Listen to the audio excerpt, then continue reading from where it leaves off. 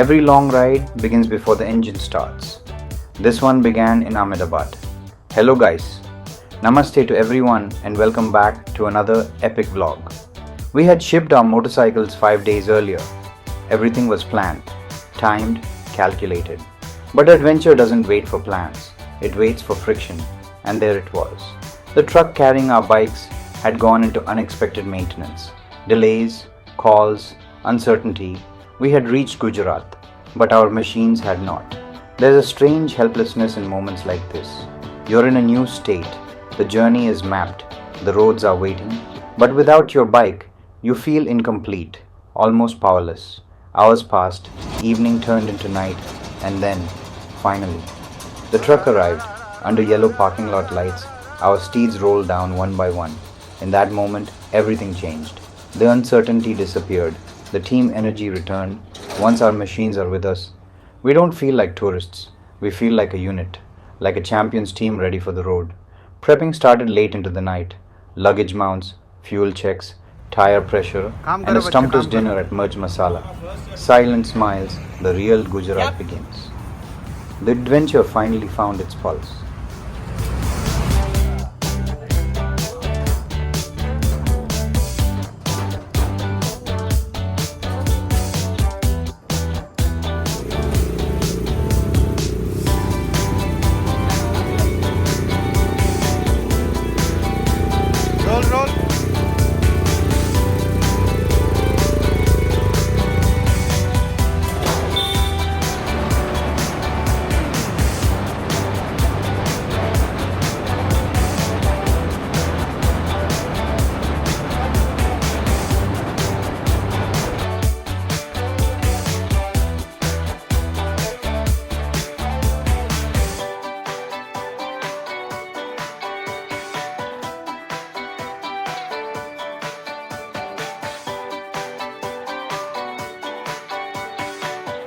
Gir, the only home of the Asiatic line. The ride out of Ahmedabad was smooth, almost too smooth. We slipped onto the bypass highway, the kind where motorcycles aren't exactly welcomed. But sometimes when the road opens up, you don't argue. We ripped through, skipping the city traffic, leaving behind signals, horns, and hesitation. The landscape slowly began to change.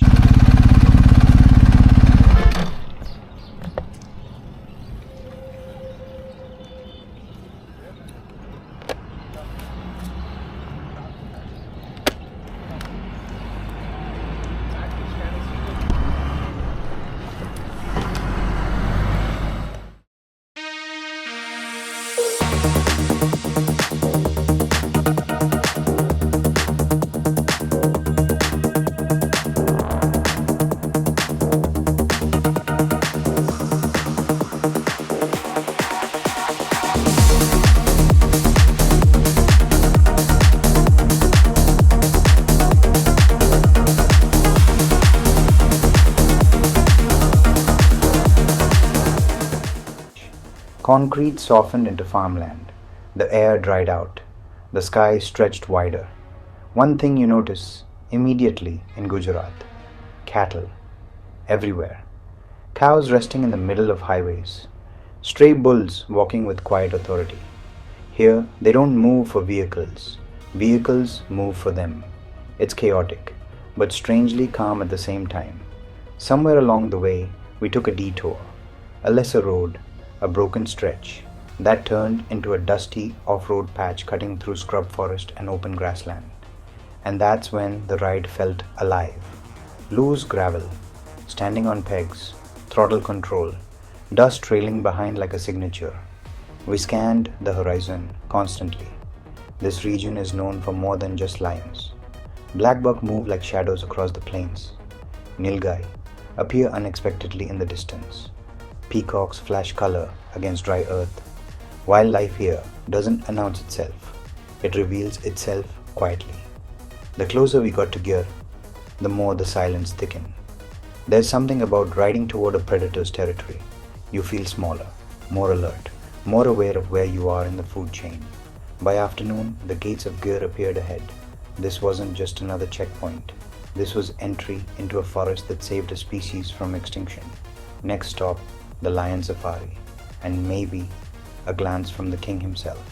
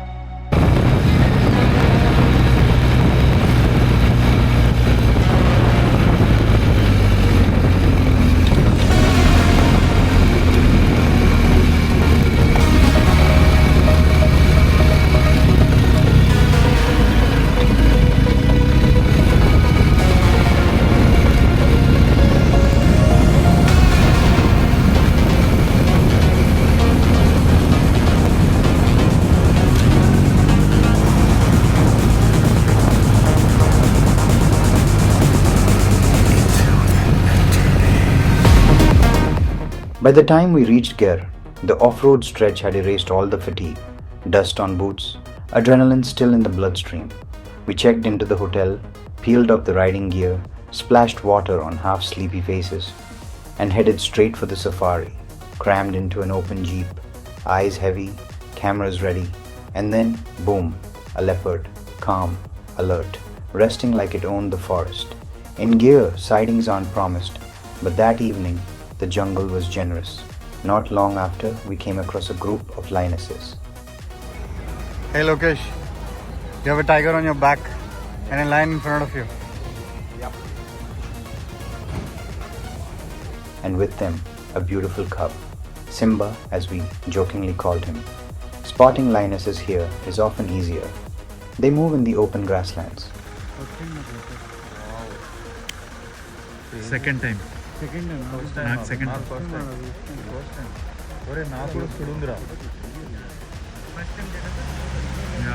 time.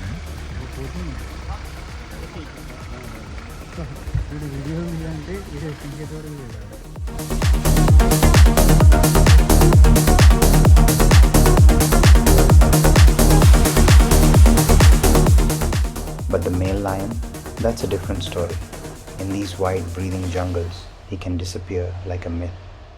As we drove deeper, the forest opened up to a vast water body, Kamleshwar Dam. They call it the lifeline of Gir. Crocodiles bask on its banks. Birds gather in silence. It felt less like India, more like Africa.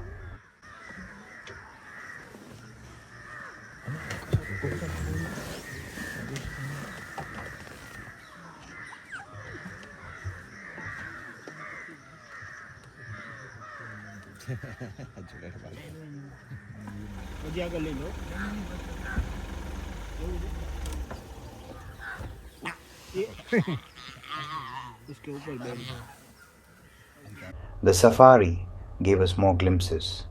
Another leopard at a distance, cheetah herds frozen mid-step, peacocks cutting across golden light. And as the sun dropped, the wild shifted into culture. That night, the forest rhythm followed us back, a tribal-style performance, drums echoing like heartbeats. What began as a show turned into a participation. They pulled us in, made us imitate wild animals. For a few minutes, we weren't spectators. We were part of the mania, part of something older than cities.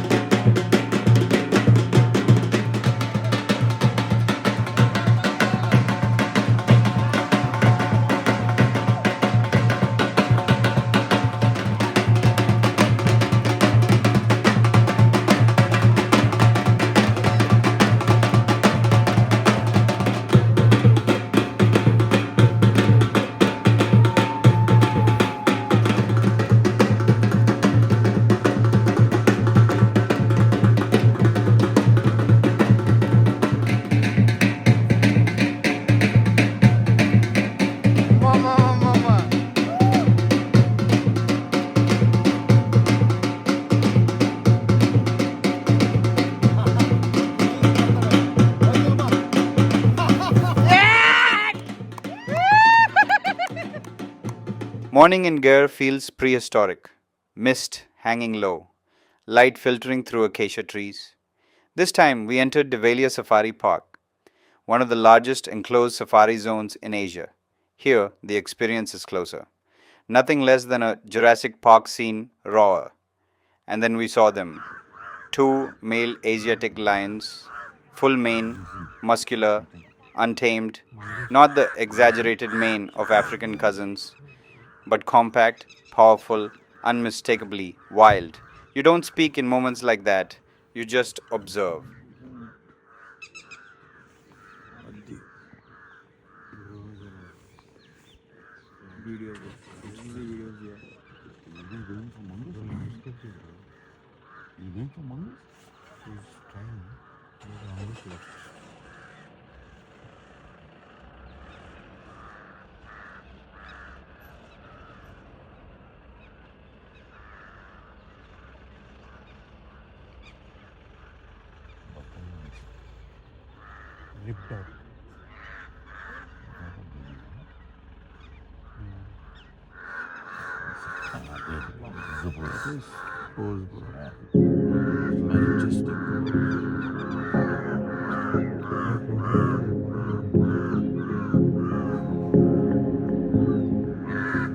As we drove past other enclosures, we spotted what felt like an entire population of leopards.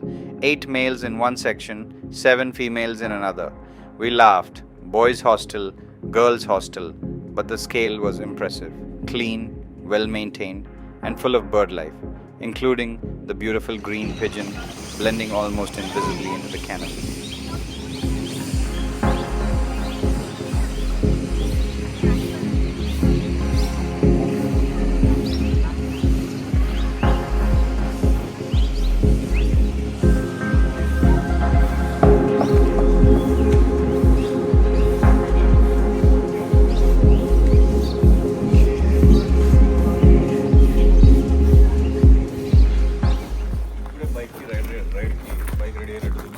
Hello Captain, how are you doing today?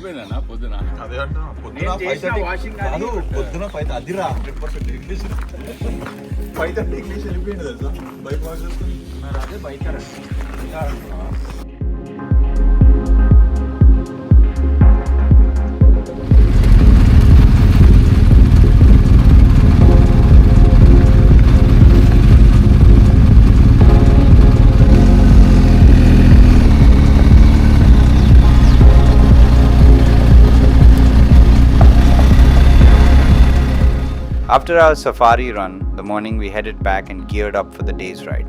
Let me just narrate you the story now, and you can see what's coming next. Just when we thought the day had given us enough, another surprise waited. Baby turtles. Through a contact in the forest department, we learned hatchlings were emerging along the coast. Timing is everything in nature. We rode out to the first hatchery. Nothing yet. Eggs still buried, waiting. Hope dipped. We started riding back. And then, a call, 20 minutes away. Another hatchery, activity confirmed. We throttled forward, and what we saw felt like a miracle. Nearly 100 hatchlings, tiny, determined. Instinct pulling them toward the Arabian Sea. Mainly, 2 species nest along this coast, olive ridley turtles and green sea turtles. We were allowed to gently hold them, feel the fragility of life in our palms, and then release them. Watching them crawl toward the ocean, under fading light, it wasn't thrilling, it was humbling. A reminder that adventure isn't always about speed. Sometimes it's about witnessing something sacred. That night, sleep came easily. The jungle had shown us its power, and the sea had shown us its miracle.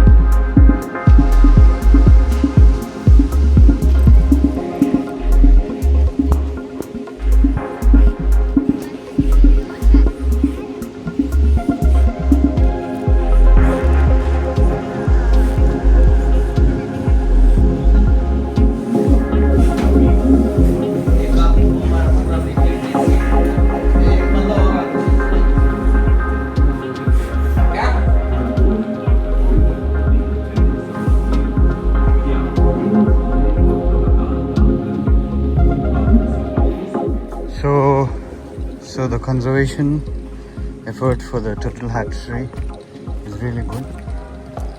And just look at the numbers. They have put the numbers. So they have put the numbers, and if you're lucky enough, we'll get to see a few of them hatch, and if you're really lucky, then we can also probably leave them out in the ocean. Let's see how it goes. अंडा देने के लिए आती है। ये 1 से लेकर 12 तक सारे के सारे नेस्ट ग्रीन सी टर्टल किए हैं। अभी हमने ओली रिडली को नहीं मिला। यस एग है वो सब मेंटेन किए हुए हैं। वो ज़मीन के अंदर करीबन 1.5 फुट गहरे होंगे। 50-55 दिनों के बाद वो हैच होकर बाहर आ जाते हैं। ऐसे कंपाउंड में हमें मिलता है सुबह इवनिंग टाइम में अंधेरा हो जाने के बाद वो बच्चे घोंसले से बाहर आते हैं।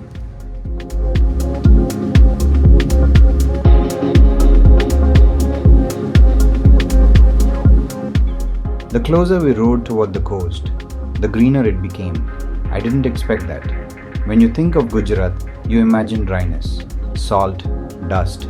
But the coastal belt was alive. Multi-layer farming, thoughtfully spaced crops, tall trees sheltering smaller vegetation beneath them, coconut, ground crops, seasonal harvest. It wasn't random agriculture. It felt engineered, a quiet intelligence in how the land was used. And yes, the bulls were still there, standing in the middle of highways like silent traffic controllers. But beyond that chaos, the land was thriving. Somewhere along the coastal highway, massive wind turbines began to appear, blade after blade cutting through the sky, in full throttle. It instantly reminded me of the ride toward Kanyakumari, where wind and ocean share the same horizon. Gujarat isn't just ancient, it's progressive too. Past and future running parallel on the same road.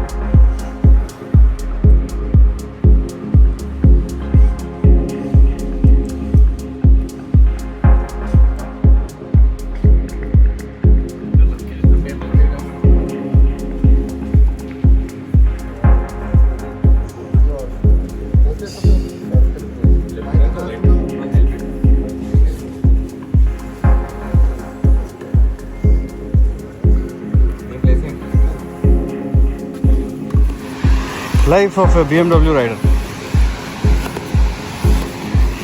The soul fulfilling journey. We're gonna leave the green sea turtles to a soul fulfilling experience back into the ocean after a lot of conservation efforts.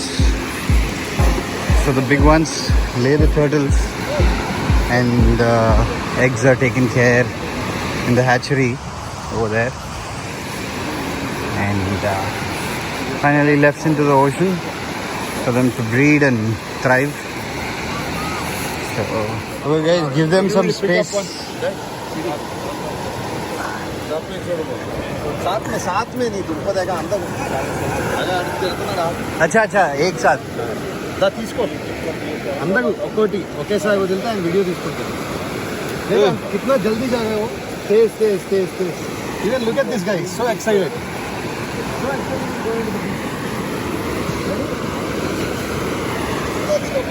Let's go. There you go.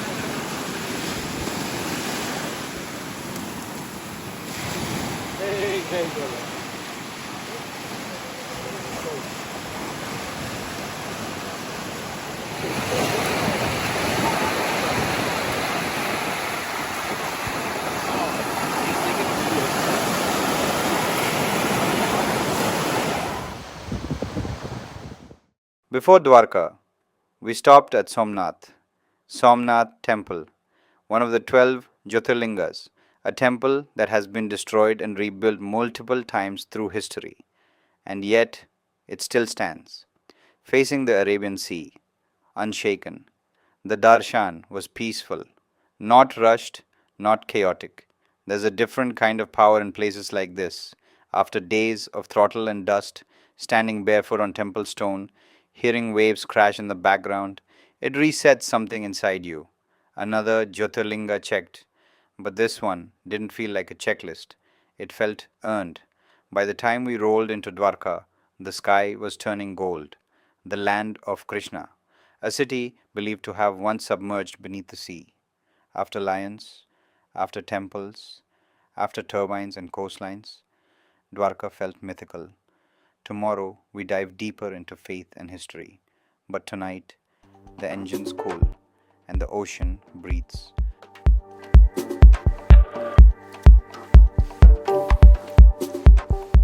The previous evening had ended with the powerful darshan at Somnath. But Gujarat wasn't done with its sacred geography yet. The next morning we set out again, this time toward another Jyotirlinga, Nageshwar Jyotirlinga. Hidden among the windswept plains near Dwarka, Nageshwar is believed to be one of the 12 sacred manifestations of Lord Shiva. The temple stands quiet and dignified, watched over by the towering statue of Shiva himself. Another Jyotirlinga, another powerful moment of stillness. After the darshan, we continued toward the coast again. Our next stop, Bet Dwarka, an island believed to be part of the ancient kingdom of Krishna. Reaching Bet Dwarka itself feels like a small pilgrimage.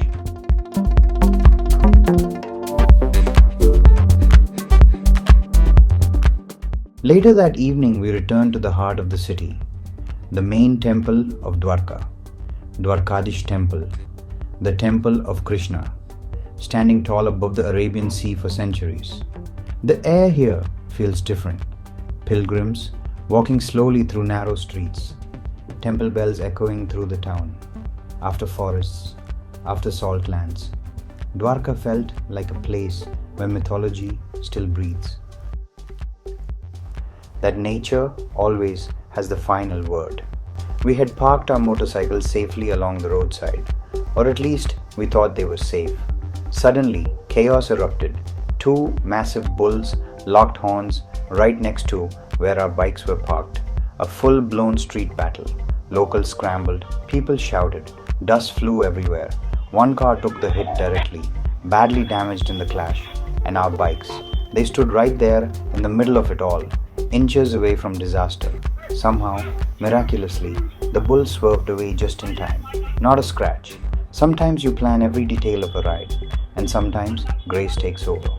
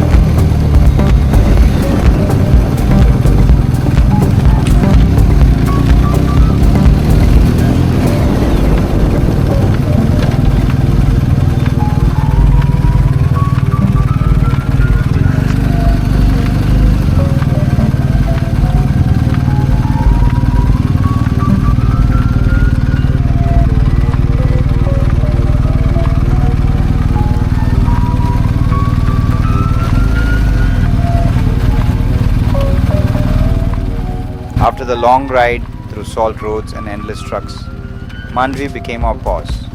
We had planned a 2-night halt here, a chance to slow down before heading deeper into Kutch. Mandvi sits quietly along the coast of the Gulf of Kutch. Because it lies inside the Gulf, the sea behaves differently here.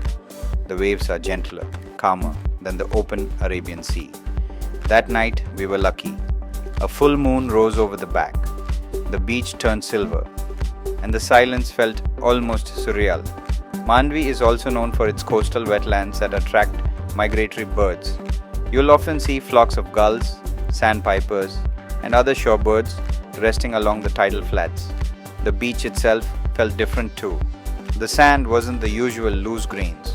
It felt almost like clay, firm beneath the feet, and scattered everywhere were unusual shells. Razor shells, sometimes called knife shells.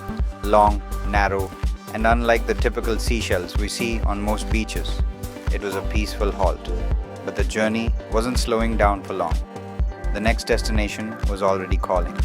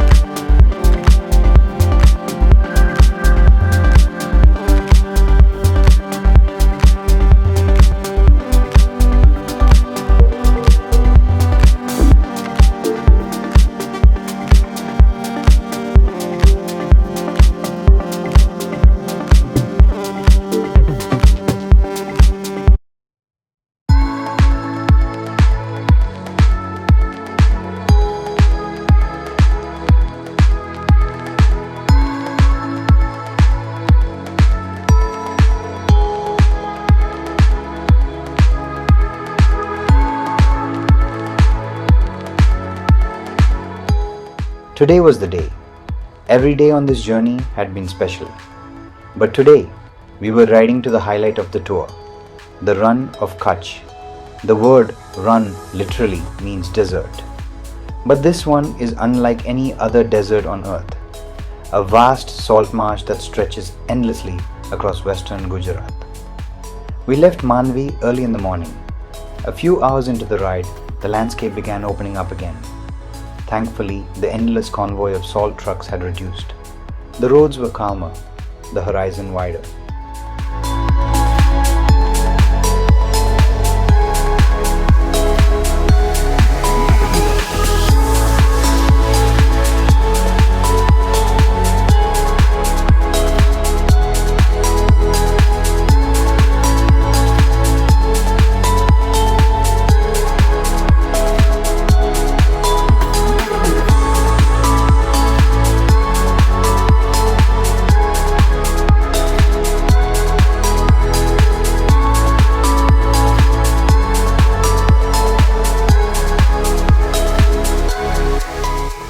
This is the Great Rann of Kutch, one of the largest salt deserts on earth.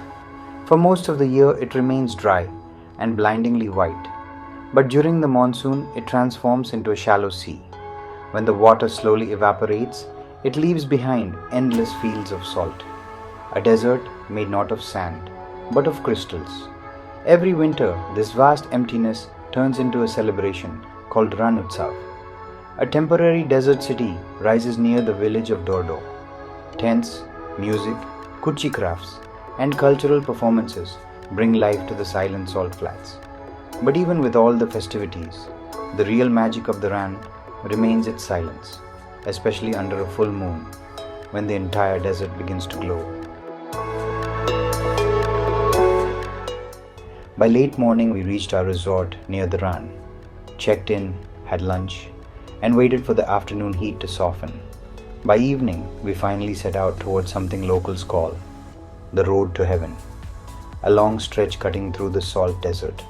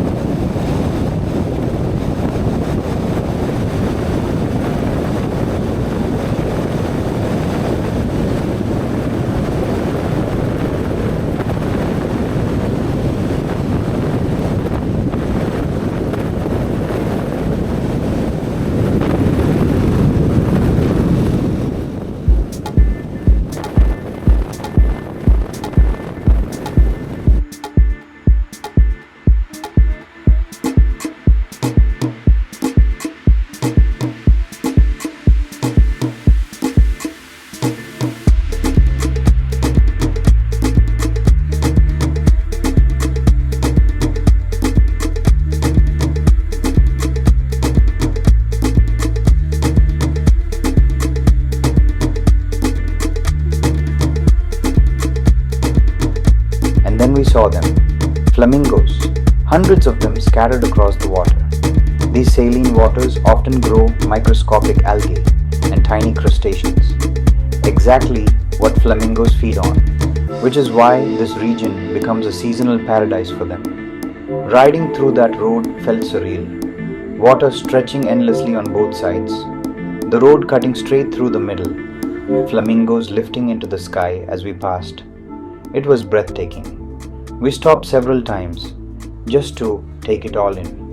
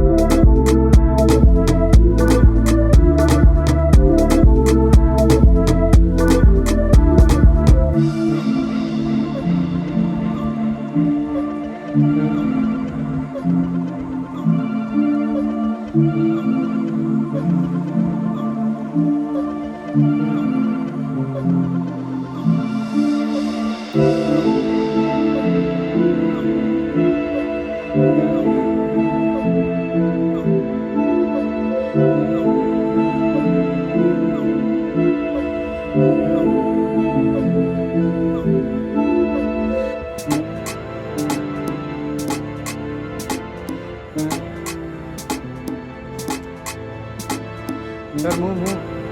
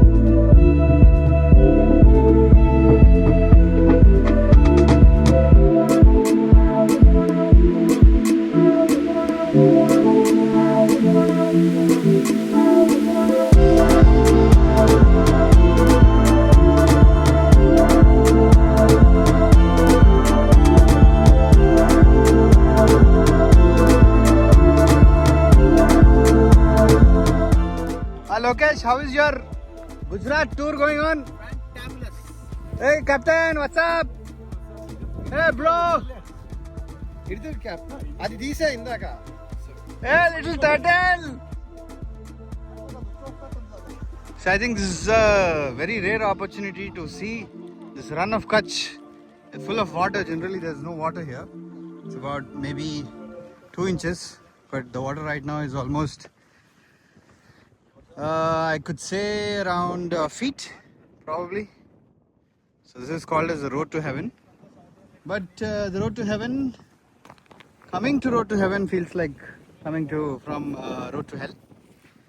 So 1250, 1250, 1250 GSA, Ducati, Desert X, and the Mr. Butterfly.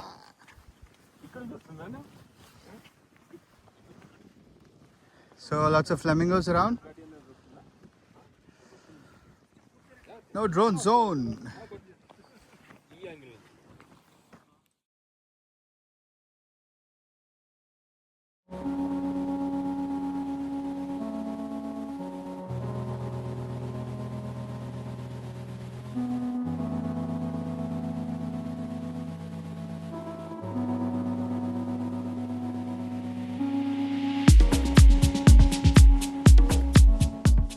Dholavira, echoes of an ancient civilization.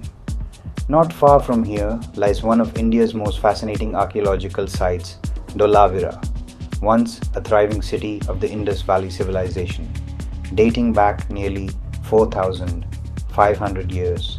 Walking through its ancient water reservoirs, stone structures, and carefully planned streets, it's hard not to imagine the life that once existed here.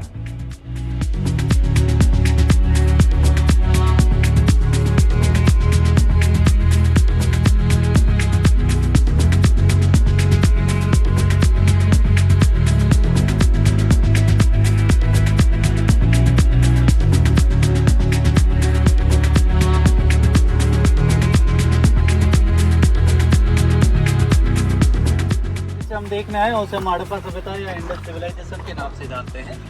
ये सभ्यताएं आज के भारत, पाकिस्तान, बलूचिस्तान और अफगानिस्तान के क्षेत्रों में फैली हुई थी, एक बहुत बड़े एरिया में।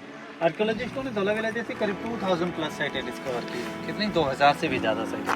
हमने 2-4 के ही नाम सुने, हड़प्पा, लोथल, धोलावीरा। हड़प्पा बीच में खड़े हुए हैं, टिक नहीं किया गया, ये मिट्टी हटाई नहीं है। अगर ये मिट्टी हटा ली जाए तो एक रिजर्वायर ओपन होगा। ऐसे सिटी के चारों तरफ 16 reservoir, 16।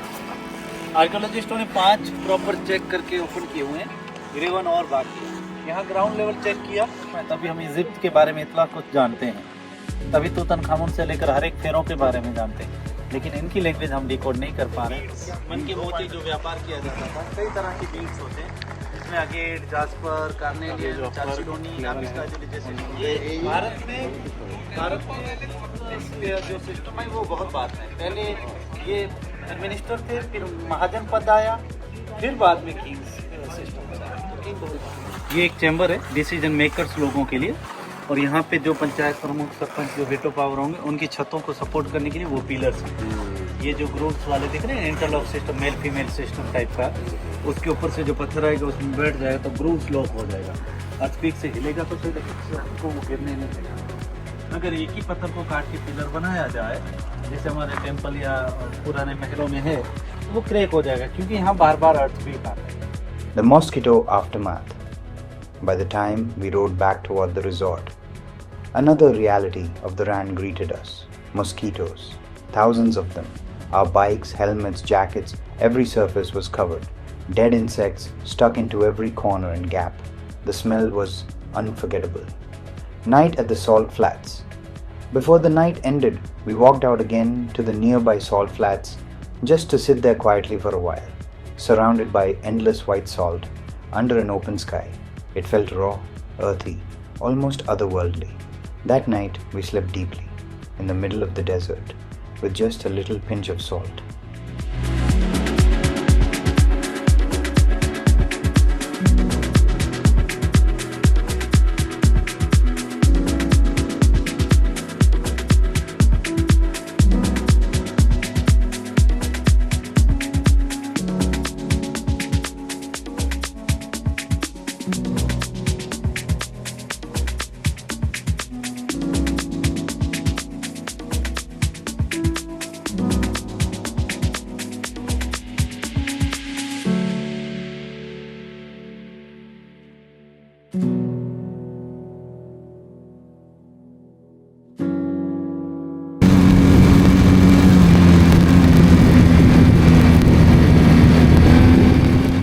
After capturing a few shots on the salt flats the previous night, we decided to explore deeper into the run the next morning.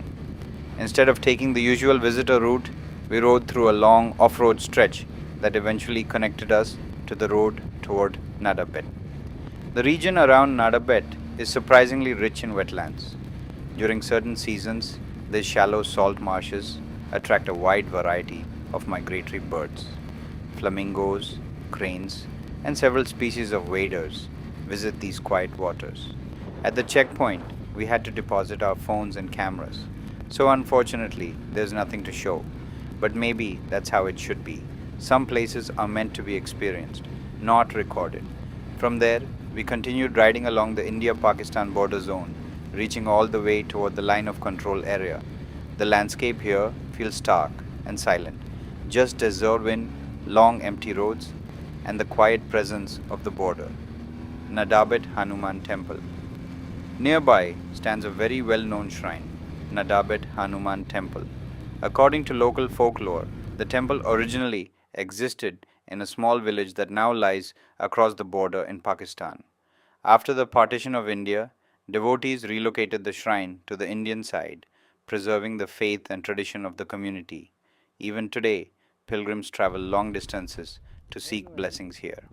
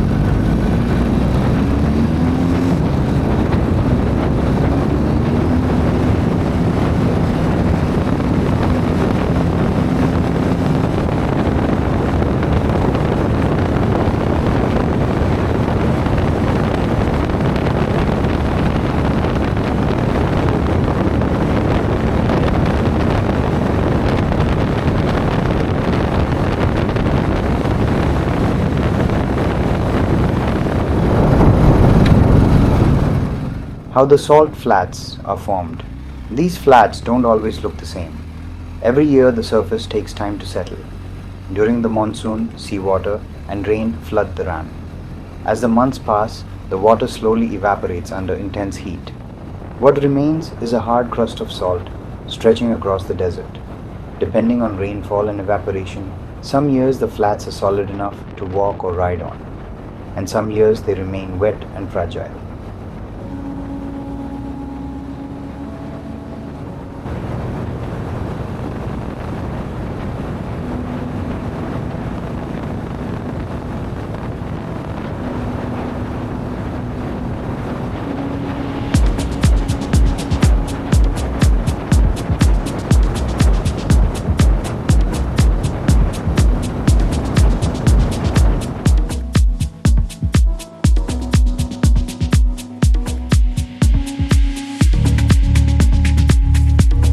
After exploring the wetlands near Nadabet and riding along the border roads, we turned our bikes toward another landmark of Kutch, Kala Dungar, the highest point in the entire Kutch region. The name Kala Dungar literally means Black Hill. The dark volcanic rock of the hill stands in contrast to the bright white salt desert that surrounds it. From the top, you can see the vast Great Rann of Kutch stretching endlessly toward the horizon.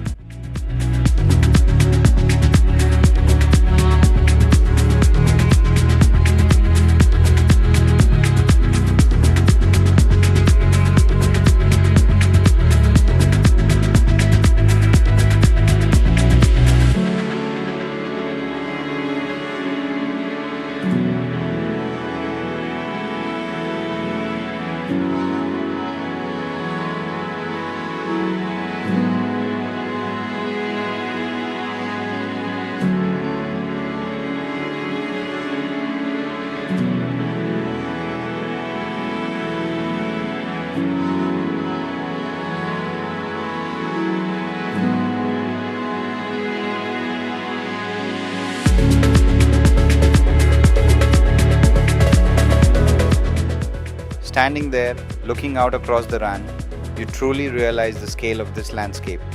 Salt deserts, wetlands, and borders, all stretching into silence. After the climb to Kala Dungar, we rode back toward the resort. As the evening settled over the desert, a warm Kutchi dinner was waiting for us.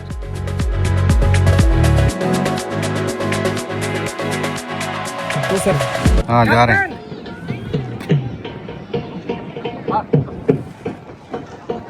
उन्होंने तो बोलते हैं बोला ठीक है मैं तो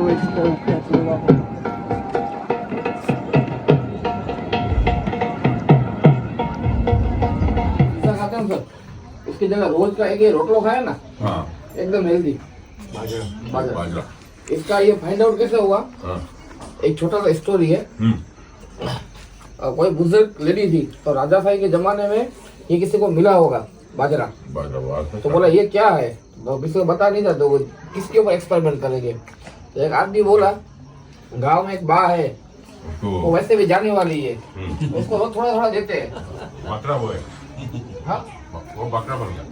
हाँ पर उसको रोज थोड़ा थोड़ा दिया ना उसका हेल्थ एकदम हेवी हो गया. इसके बाद पता चला ये तो एकदम हेल्दी है. तो कच्ची में बाजरों में आपकी आयु से बढ़ती है. ये क्या है? मेरी मिर्ची है क्या? ना पेपर नहीं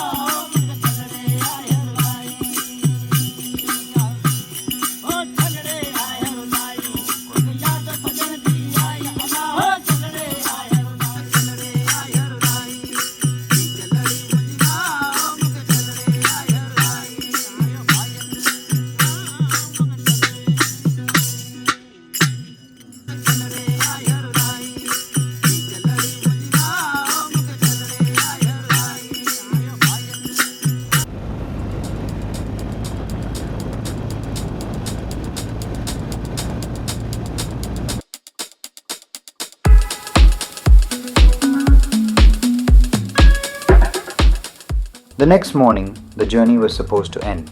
We packed up early and began the ride back toward Ahmedabad. Honestly, I was ready to get home, so I got a small head start ahead of the group. Little did I know, fate had other plans. It was right in the middle of the All India Indigo airline crisis. Flights were being cancelled across the country. We had heard a few rumors along the way, but during the trip, we were too absorbed in the journey to worry about it. The reality hit us the moment we reached Ahmedabad. Bikes were unloaded, helmets came off, and suddenly everyone was scrambling. Phones out, airport calls, searching for any way to get back home. The group quickly split into survival mode. 4 of them managed to arrange a cab for the long drive back. But 2 of us looked at each other and smiled. If the flights were gone, why not ride? And just like that, the journey wasn't over. It had simply added one more chapter from Ahmedabad. We turned the bike south again.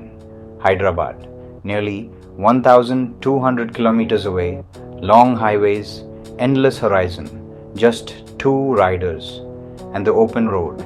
Mile after mile rolled under our wheels. What started as a travel complication turned into yet another epic ride. And somewhere along those sweet miles of highway, it struck me, motorcycle journeys rarely end the way you plan them. Sometimes the road simply decides to give you one more ride. Gujarat had given us lions, temples, salt deserts, flamingos, borders, and ancient civilizations. And in the end, it gave us one last ride home. Because for riders like us, the destination was never really the point. It's always been the road.